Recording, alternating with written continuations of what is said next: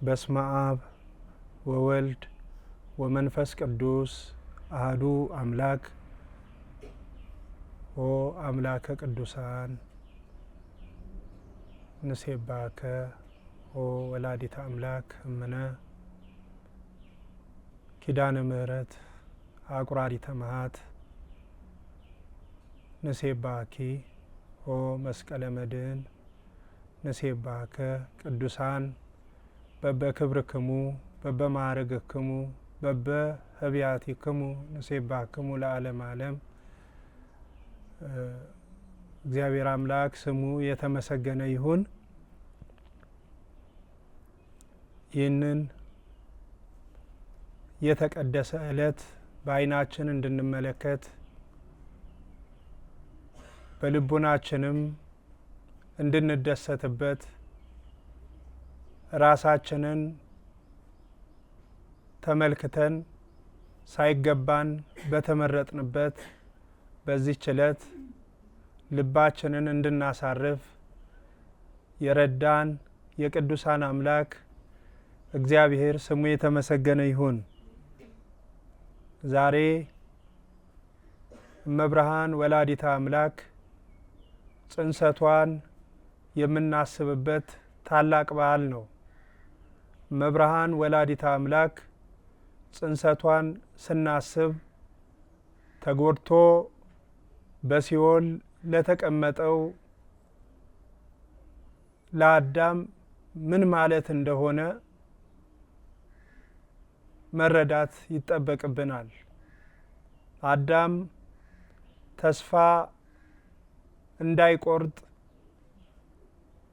በእግረ አጋንንት እየተጠቀጠቀ እርሱና የእርሱ ልጆች በሲኦል ሆነው የሚጠባበቁት ብቸኛ ተስፋቸው የእመብርሃን የወላዲተ አምላክን መወለድ ነው። መወለዷ ደግሞ የሚጀምረው ከጽንሰቷ ነው። ጽንሰቷን ስንመለከት ወላዲተ አምላክ ልክ እንደ ጎህ መቅደድ ያለ በተራራ መሃል የምትወጣ ደስ የምታሰኝ ፀሐይን ከመመልከትም በላይ ነው። ያቺ ጎህ ሲቀድ ማለት ከተራራ መካከል ብልጭ ብላ የምትወጣ ፀሐይ ልብን ታስደስታለች። ደምቃም ስትወጣ ደግሞ የዓለምን ጨለማ ታበራለች። እመብርሃን ወላዲተ አምላክ እርሷ በምትጸነስበት ጊዜ እንዲሁም ደግሞ እርሷ በምትወለድበት ጊዜ ከዚህ ከጨለማው ዓለም በክፉ አጋንንት ከታሰረበት እስራት ነፃ የሚወጣበት የመንገዱን ፈለግ የሚያይበት ድንቅ ቀን ስለሆነ አዳም በትልቅ ደስታ ይመለከተዋል። በመጀመሪያ ግን ስለ እርሷ ከመናገራችን በፊት እግዚአብሔር አምላካችን የሰው ልጅን እንዴት እንዳከበረው፣ እንዴት ከፍ ከፍ እንዳደረገው፣ በክብር እንዴት እንዳስጌጠው መመልከት ያስፈልጋል። ሰማይና ምድርን በምንመለከታቸው ጊዜ እጅግ ግዙፍ ሆነው ምድርን ያለ ባላ ሰማይን ደግሞ ያለ ካስማ የፈጠረ አምላክ እንዴት የሰው ልጅን አሰበው? ይሄ ሁሉ ከምናየው ዓለም በላይ ደግሞ በግዝፈታቸውና በውስብስብነታቸው ታላቅ የሆኑ ዓለማት ተፈጥረዋል በእግዚአብሔር። ከዚህም ውስጥ ደግሞ እኛ የምንኖርባት ይቺ ዓለም ከሌሎቹ ፕላኔት አንጻር ስትታይ እጅግ ትንሽ የሆነች ፕላኔት ናት። ይቺ ዓለምን ስንመለከታት ማለት ነው። ከዚህ ውስጥ ደግሞ እግዚአብሔር አምላክ በማሰብ ብቻ የፈጠራቸው ፍጥረታት አሉ፣ መላእክትን ጨምሮ ማለት ነው። መላእክትን በማሰብ ፈጥሯቸዋል።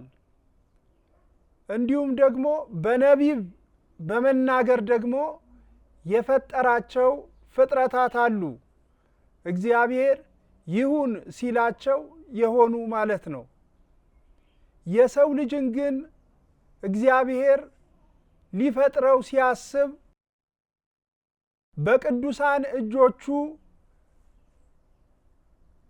ከምድር አፈርን ዘግኖ ያንን አድበልብሎ ለመስራት ቆመ። ይሄንን ነው ቅዱስ ዳዊት ሲናገር በመዝሙረ ዳዊት ምዕራፍ 8 ላይ ቁጥር 3 ላይ እንደተገለጸው ታስበው ዘንድ የሰው ልጅ ምንድነው? ትጎበኘው ዘንድ የሰው ልጅ ምንድነው? እያለ የሚነግረን በሙሉ የሰው ልጅ ምንድነው? እግዚአብሔር እነዚህን ውስብስብ የሆኑ ዓለማትን የፈጠረ አምላክ ስንት የሚገራርም የሆኑ ፍጥረታትን እንዳው የሰው ልጅ ቀና ብለን እንኳን አይተን የማንጨርሰውን ሰማይ የፈጠረ አምላክ ዓይኑን የሰው ልጅ ላይ እንዴት ጣለ?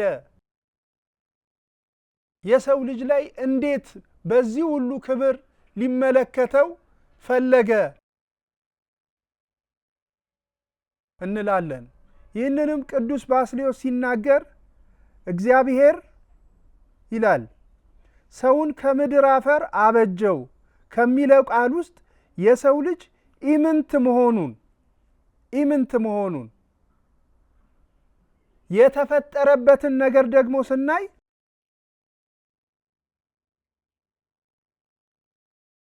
የሰው ልጅ ታላቅ መሆኑን ክቡር መሆኑን እንመለከታለን ማለት ነው።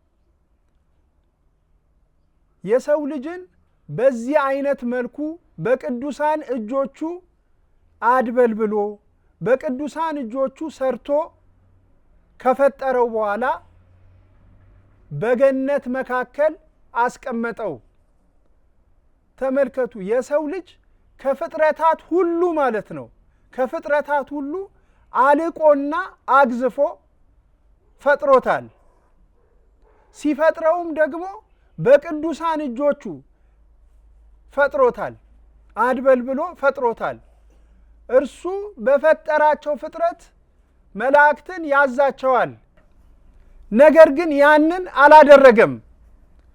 እርሱ በቅዱሳን እጆቹ አድበልብሎ የሰው ልጅን ከሰራው በኋላ እፍ ብሎ ደግሞ የሕይወት እስትንፋስን ዘራበት።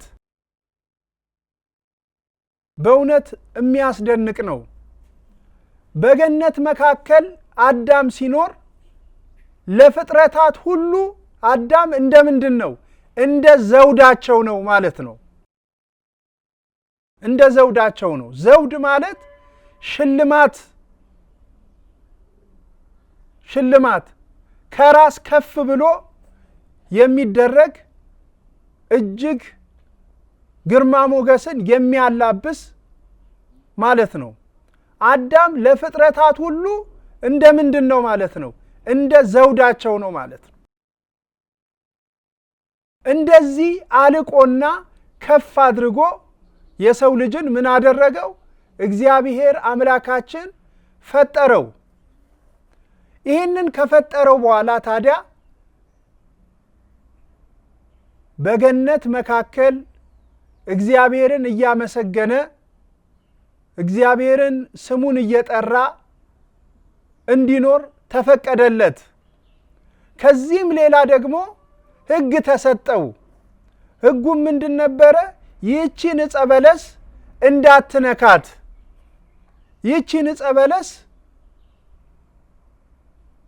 በበላ ቀን ሞትን ትሞታለህ የሚል ትእዛዝ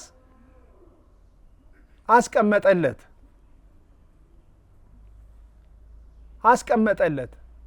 ይሄንን እያሰበ የበላይ አምላኩ እንዳለ የሚያስተዳድረው አምላክ እንዳለ በምድር ላይ የተሾመ አባት እንደሆነ አውቆ እንዲኖር ነበረ አዳም የተፈጠረው ማለት ነው። ክብሩን እያሰበ እንዲኖር ማለት ነው።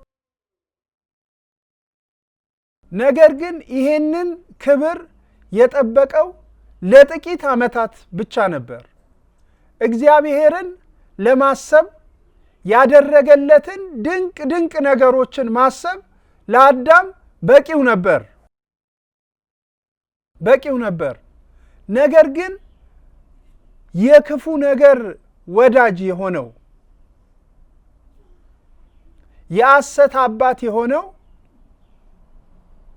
በደቂቃዎች መጥቶ የዲያብሎስን ስብከቱን የዲያብሎስን ክፉ ንግግሩን ሰምቶ አዳም ተቀየረ። የሚገርመው ነገር ይሄ ነው።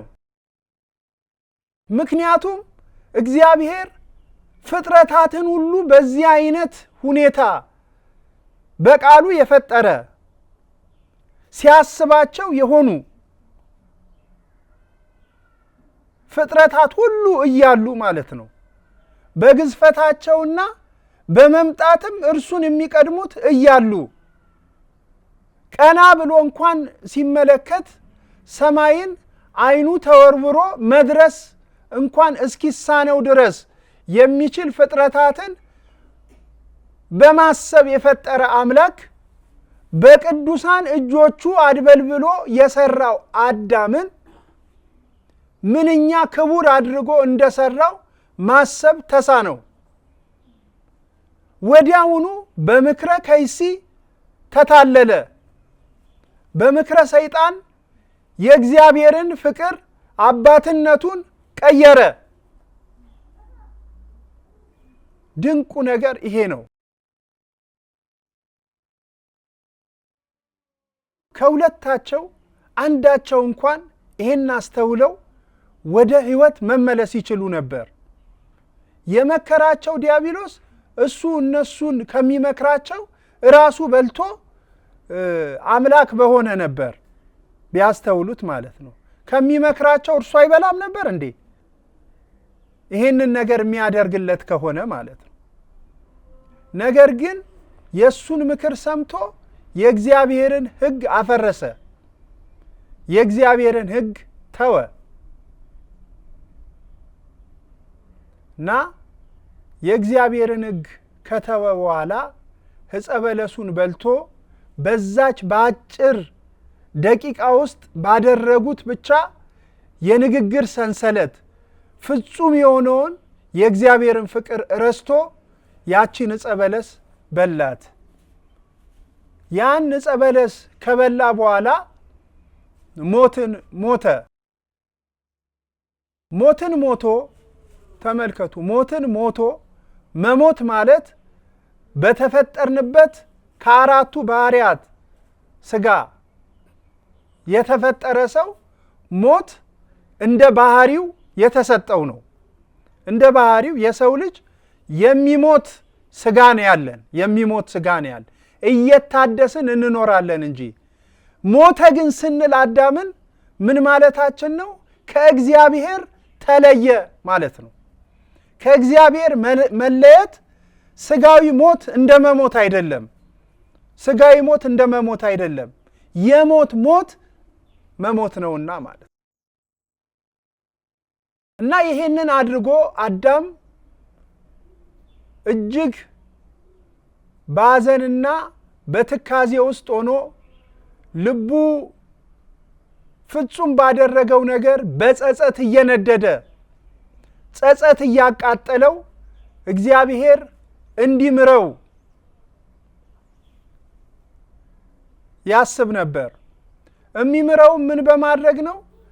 ከገነት መካከል የመጣለትን ፍሬ ዲያብሎስ የመታውን ደሙን አንድ ላይ ለውሶ ለእግዚአብሔር መስዋዕት አቅርቦ እግዚአብሔር ይቅር እንዲለው ጠይቆ ነበረ። ከሱባኤው በኋላ ማለት ነው። በሱባኤ ከጠየቀው በኋላ ማለት ነው። እና ምንድነው የሆነው? እግዚአብሔር አምላክ በራሱ አነቃቅቶ እንዳልካደው ያውቃል።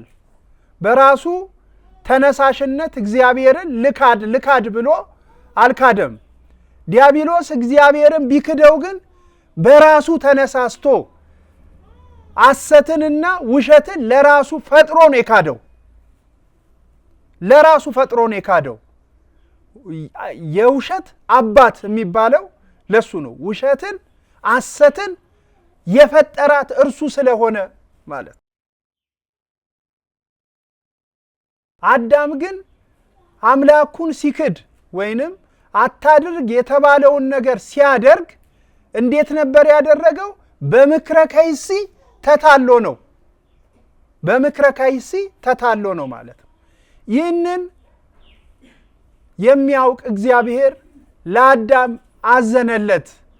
መታለሉ ስላሳዘነው በል ከልጅ ልጅ ተወልጄ አድነሃለሁ፣ አንተ ባቀረብከው መስዋዕት ገነትን የምትወርስ አይደለህም፣ ነገር ግን ከልጅ ልጅ ተወልጄ ምን እላለሁ? አድነሃለሁ በማለት እግዚአብሔር አምላክ ለአዳም ቃል ኪዳን ገባለት። የሚወለደውም 5500 ዘመን ጠብቆ እንደሚመጣ አስረዳው። 5500 ዘመን በሙሉ ይሄንን ተስፋ ሲጠብቅ ነበር። 5500 ዘመን ማለት ዓመተ ዓለም የሚቆጠረው ከላይ ወደ ታች ነው። ዓመተ ዓለም ሲቆጠር ማለት ነው። አቆጣጠሩ ራሱ ከላይ ወደ ታች ነው የሚቆጠረው። 5500 ዘመን እያለ ወደ ታች እየወረደ ነው የሚመጣው እና እንደዚህ አድርጎ ቀን በቀን ምን ያህል በተስፋ እንደሚጠብቀው ማሰብ አያዳግትም። አባ ሕርያቆስ ለዚህ ነው አንቲ ውህቱ ተስፋው ለአዳም ሀመ ይሰደድም ገነት እያለ አዳም ከገነት በተሰደደ ጊዜ ተስፋው አንቺ ነሽ እያለ እመብርሃንን ይጠቅሳታል። እመብርሃን ለአዳም ምኑ ነበረች ማለት ነው? ተስፋው ነበረች ማለት ነው። ተስፋው ነበረች። እርሷ ተስፋ ባትሆነው ኖሮ ምን ይውጠን ነበረ? ምን ይሆን ነበረ ብለን ስናስብ ማሰብ አንችልም፣ መገመት አንችልም። ለዚህ ነው ነቢየ እግዚአብሔር ቅዱስ ኢሳይያስ በምዕራፍ 1 ላይ ቁጥር 9 ላይ ስታነቡ ምን ይላል? እግዚአብሔር ዘርን ባያስቀርልን ኖሮ እንደ ሰዶም እንደ ገሞራም በመሰልን በማለት የሚናገረው ማለት ነው። የሰዶምና ገሞራ ሕዝቦች እንደጠፉት እንደዛ በጠፋን እድል ፈንታ ባልኖረን ነበረ እያለ ይነግረናል ማለት ነው። በአዳም አብራክ ውስጥ እመብርሃን ወላዲተ አምላክ እንደ እንቁ እያበራች እንቁ ምንም እንኳን የቆሸሸ ነገር ላይ እንኳን ብታረጉት ብርሃናዊነቱን ሊያሳድፈው አይችልም። ምንም ነገር ማለት ነው። ሊያጠቁረው ሊያከስለው የሚችል ምንም የለም። በአዳም አብራክ ውስጥ የአዳም በደል ሳይነካት የአዳም ኃጢአት ሳያገኛት ወላዲተ አምላክ በአዳም አብራክ ውስጥ እንደ እንቁ ታበራ ነበር።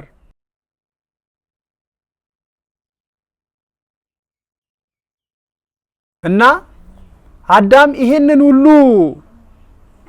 የወረደበትን ውርጅብኝ ዲያብሎስ ያታለለውን መታለል የወረደበትን ምድረ ፋይድ በወዙ እንዲበላ የተረገመበትን እርግማን አመጣ እንድትወልድ በጣርና በችግር እንድትወልድ ባንተ ምክንያት ምድር እሾህና አሜኬላ ታብቅል ማለት ምክንያታዊነትን ኃጢአትን በደልን በሰውነቱ እንዲበቅልበት የሆነውን ከክብሩ እንዲያንስ የሆነበትን ስተት ያሰራውን ዲያብሎስን እያሰበ በጸጸት አለንጋ እየተጠበሰ ይኖር ነበር። በምድረ ፋይድ በተባለችው ምድር በዚህ መልኩ ኖሮ በኋላም ደግሞ በእረፍተ ዘመኑ ሲገታ ደግሞ በሲኦል ሆኖ ይህችን ቀን ይጠባበቃት ነበር። በእግረ አጋንንት እየተጠቀጠቀ ዲያብሎስ እየተጫወተበት እንደዛ ክብር የነበረውን እግዚአብሔር አስቦ የፈጠረውን በታላቅ ክብር ያጎናጸፈውን ድንቅ ድንቅ ነገሮችን እንዲያ ያደረገውን አዳም በሲኦል ሆኖ ይህንን ቀን ይጠባበቅ ነበር። የእርሱ ድነት መቃረቡ የእሱ ድነት ማብቂያው ምልክቷ የእመብርሃን የወላዲተ አምላክ ጽንሰቷ ነው። ልክ እርሷ ስትጸነስ ልክ ፀሐይ ሲወጣ እንዴት ነው ጎህ ሲቀድ ያለው ብርሃን ማለት ነው። ልክ ብርሃኑ ከተራራ አናት ላይ ብቅ ስትል እንዴት ነው የምታምረው? ልክ እንደዛ የእመብርሃን መጸነሷ እንደዛ ሲመለከት ልቡ በተስፋ ይመታ ጀመር። ምክንያቱም የእርሷ መወለድ የእርሷ መጸነስ ለእርሱ ከታሰረበት እስራት የሚፈታበት ከወደቀበት ውድቀት የሚነሳበት ከገባበት ጨለማ ዓለም ብርሃንን ይዞ የሚወጣባት ታላቅ መስመር ናትና እመብርሃን። ምክንያቱም እርሷ ተወልዳ ተጸንሳ ተወልዳ የምትወልደው ልጇ አዳምን ከሲኦል የሚያወጣ ሲኦልን የሚበረብራት ነውና ማለት ነው። ስለዚህ እመብርሃን ወላዲተ አምላክ ዛሬ የተጸነሰችበት ዕለት ነው። ዛሬ ፍጹም ደስታ የምንጎናጸፍበት፣ ስድባችን የራቀልን፣ መርገማችን የጠፋልን እመብርሃን ንጹሐ ዘር ማለት መቼም ለመላእክት አይነገርም። እነርሱ ተፈጠሩ እንጂ በዘር አልመጡም። እመብርሃን ግን በዘር ከቅድስት ሐናና ከቅዱስ ኢያቄም በዘር አማካይነት ተወልዳለችና ማለት እና ዘር ሲል ማንን ማለቱ ነው? እመብርሃንን ማለቱ ነው። ዳግመኛ የተወለዳችሁት ከሚጠፋ ዘር አይደለም ይለናል ቅዱስ ጴጥሮስ ደግሞ በምዕራፍ 1 ቁጥር 23 ላይ ዳግመኛ የተወለዳችሁት ከሚጠፋ ዘር አይደለም ሕያውና ዘላለማዊ ከሆነው ከእግዚአብሔር ከማይጠፋ ዘር ነው። የማይጠፋ ዘር ምንም ያዳም ባህሪው ጠባዩ ከበደሉ ያልተካፈለች እመብርሃን ብቸኛዋ ዘር ናት ማለት ነው። ዛሬ ጽንሰቷን እናስባለን፣ ጽንሰቷን እንመለከታለን ማለት ነው እና እመብርሃን ወላዲተ አምላክ ዛሬ ጽንሰቷን ስናስብ በታላቅ ደስታ እናስበዋለን። በእውነት ታስበው ዘንድ የሰው ልጅ ምንድን ነው? ትጎበኘው ዘንድ የሰው ልጅ ምንድን ነው የተባለው?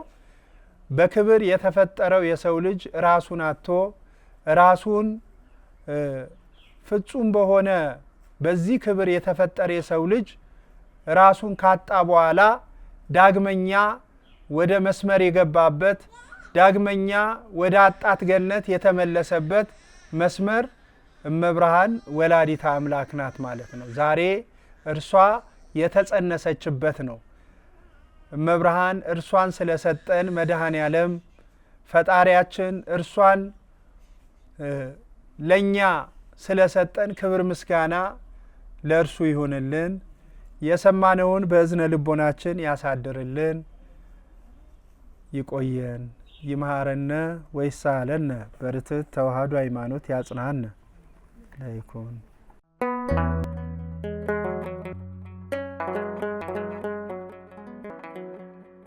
ዘኢትዮጵያ